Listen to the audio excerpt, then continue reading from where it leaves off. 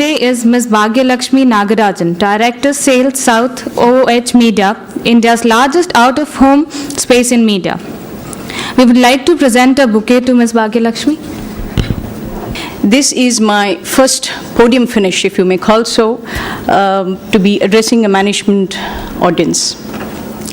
Now, to start with, I think Ms. Kiran's speech was all about grit and determination to get where you want to go if you decide where you want to go.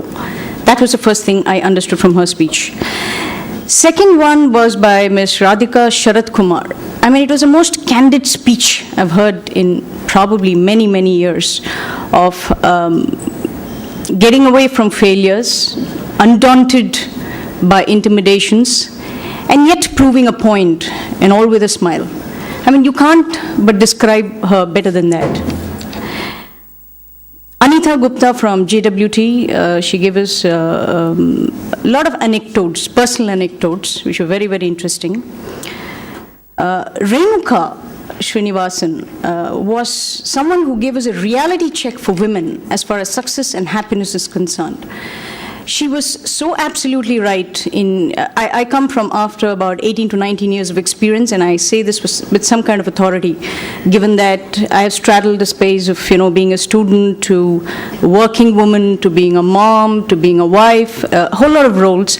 I think the underlying theme for women today is not about lack of opportunities as much as it is pursuing them. That's one.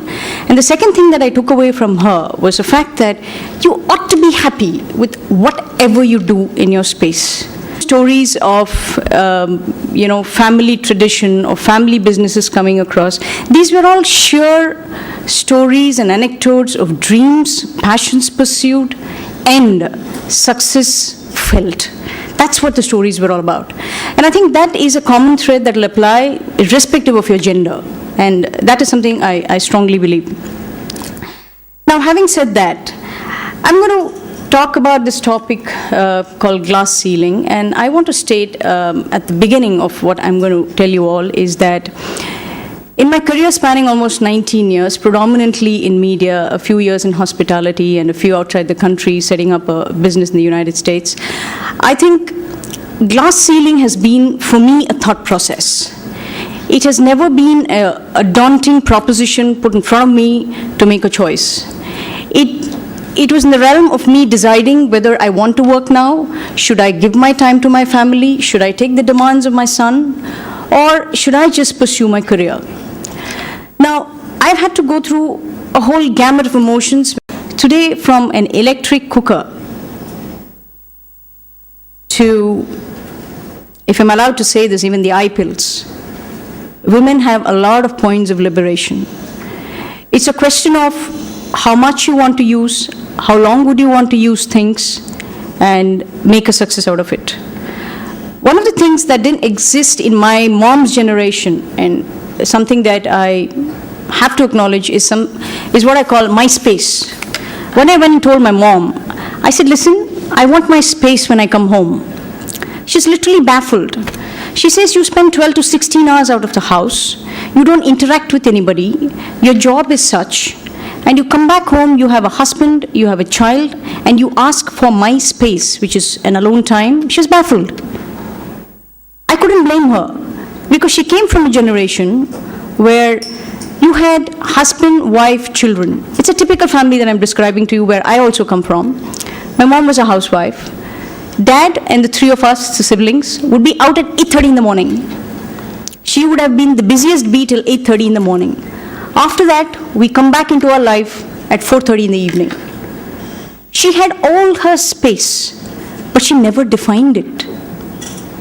Today, as someone who works, I talk 24/7, 365 days, 8 hours. And when I come home, I don't want to speak to anybody. I don't even want to have a conversation. So that is something that is going to plague this generation going forward, whether it's men or women. Let's be honest about that. So the concept of my space is going to get increasingly important. Define it whichever way you want. You might want to shut yourself out with a movie, with a book, or you might want to hang around with friends or go to a spa and chill out. but use this concept of MySpace intelligently to refresh and rejuvenate yourself.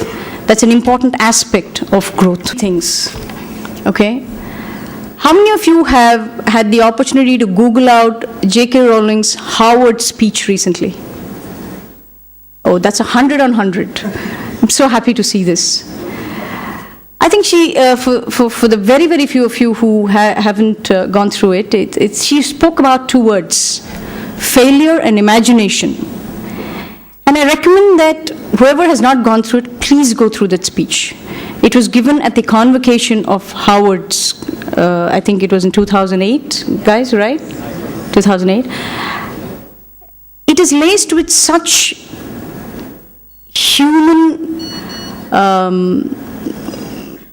humaneness about the reality checks of life, about how the fact of the matter is we're all conditioned for success. We are never conditioned for failure. There is no classes for failure. There's no courses for failure. Failure is a lifelong lesson that you learn. And every speaker who spoke today has said that failure is a way to move forward. It's the last few lines.